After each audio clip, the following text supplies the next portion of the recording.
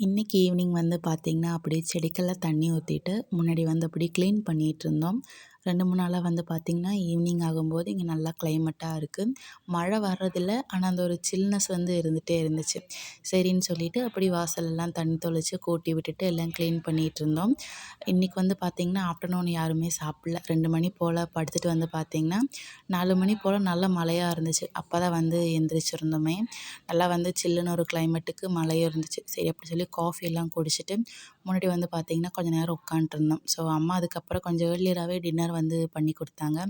சப்பாத்தி வந்து அப்பதான் போட்டுட்டுருந்தாங்க. சரி சப்பாத்தியும் கூட கிரேவி வந்து பார்த்தீங்கன்னா, சோயா, கேரட்டு அதுக்கப்புறம் உருளைக்கிழங்கு போட்டு ரொம்ப சிம்பிளான ஒரு கிரேவி வச்சிருந்தாங்க. அப்பாவுக்கு வந்து பார்த்தீங்கன்னா, சோயா பிடிக்காது. ஸோ சோயா இல்லாம கிரேவி வந்து கொஞ்சம் மாத்தி வச்சதுக்கப்புறமா நாங்க வந்து சாப்பிட்டுருந்தோம். ஸோ இன்னைக்கான டே வந்து பார்த்தீங்கன்னா, இப்படி தான் போச்சு. நம்ம நாளைக்கு பார்க்கலாம். அதுவரைக்கும் பாய் பாய்.